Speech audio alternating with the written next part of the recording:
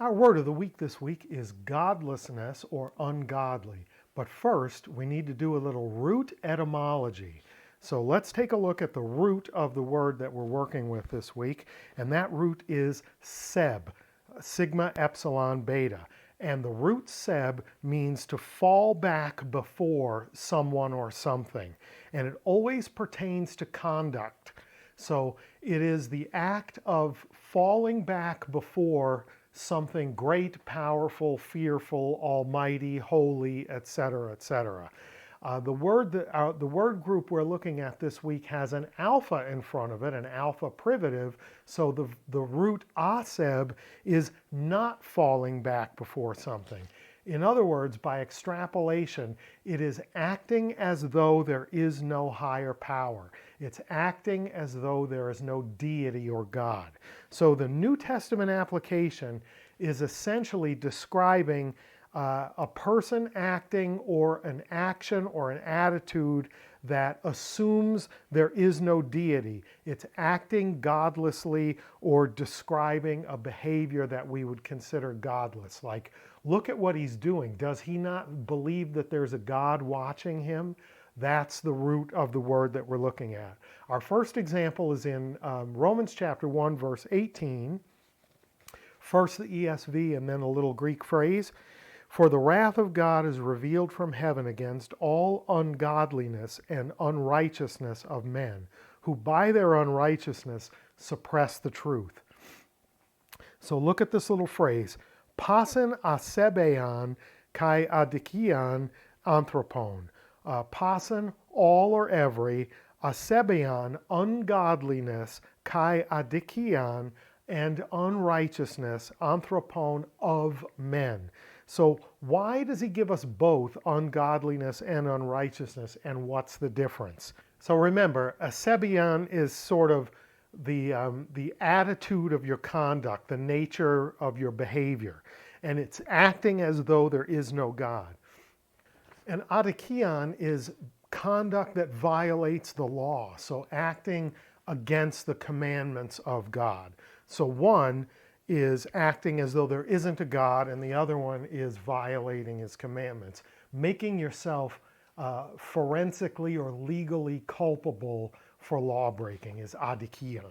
So there's some interesting thoughts if you read through commentary on these verses that in this case, asebeon should be referring to the first 4 commandments of the 10 commandments, and adikion is referring to the other 6, right? So the first 4 commandments are about acknowledging God as God, and then the other 6 violate relationships with humans.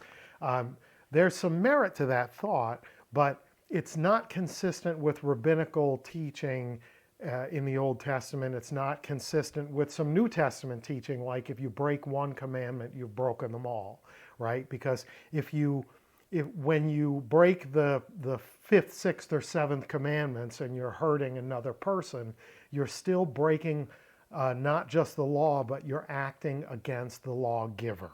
So I wouldn't read too much into that notion from the commentaries, but it is interesting that he chose to use both phrases, ungodliness and unrighteousness. Let's move on to Romans 5, verse 6. For while we were still weak, at the right time, Christ died for the ungodly. Huper asebon. Huper on behalf of asebon, ungodly ones. So this is really significant. When Christ died, he died for ungodly ones, people who behaved as though there was no God. And who does that encompass? That encompasses all human beings, right? That's pretty important because at some point in everyone's life, they behaved as though there was no God. They lived like there was no one watching and there was no accountability. In a sense, because all sin is lawlessness, all sin is acting as though the God who defines sin and righteousness doesn't exist. Let's press on to 1 Timothy chapter 1, verses 8 and 9. Now we know that the law is good if one uses it lawfully, understanding this, that the law is not laid down for the just, but for the lawless and disobedient, for the ungodly, asabesan, and sinners, for the unholy and profane, for those who strike their fathers and mothers, for murderers.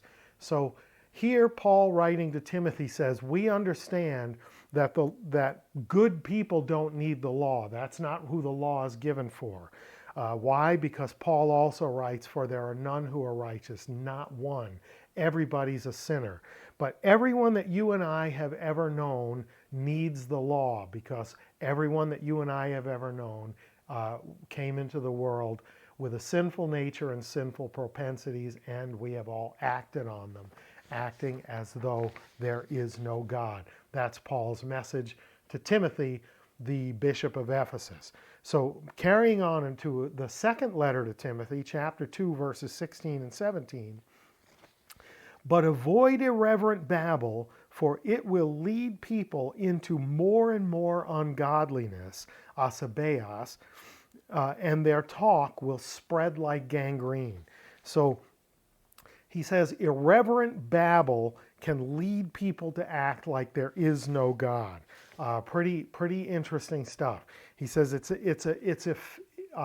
infecting, it's spreading like gangrene.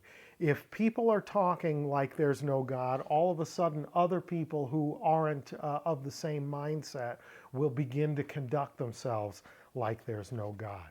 Pretty fascinating implication from Paul to Timothy. And finally, a verse from the rare epistle to Jude. We don't talk a whole lot about Jude's epistle, only one chapter. This is verses 17 and 18, and our word of the week is in verse 18. But you must remember, beloved, the predictions of the apostles of our Lord Jesus Christ.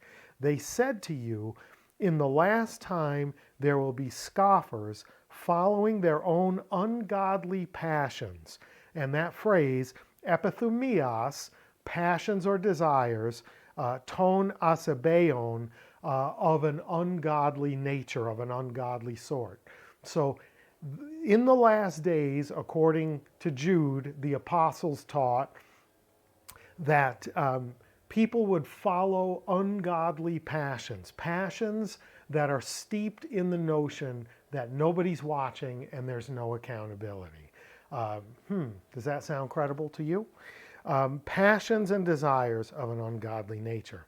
Food for thought, stuff to think about. So our word of the week is that root, aseb, meaning not falling back, and by extrapolation, meaning acting as though there's no higher power, there's no deity, there's no God who watches or holds accountable. Interesting stuff, good stuff. Go back and read those texts that we looked at today and see what you think about it. Let me know what you think in the comments.